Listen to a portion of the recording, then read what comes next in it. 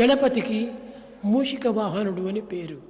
கணபதிக்கு மூஷிக வாகனன் என்று பெயர். మూషికం అనగా రాత్రికి చిహ్నము. மூஷிகம் என்றால் இரவின் சின்னமாகும். ఈ చీకటి ఎందే ఈ మూషికం సంచరిస్తూ ఉంటుంది. இரவின் இருளில்தான் மூஷிகம் உலவிக் கொண்டிருக்கும். చీకటి అనగా అజ్ఞాన అంధకారమే.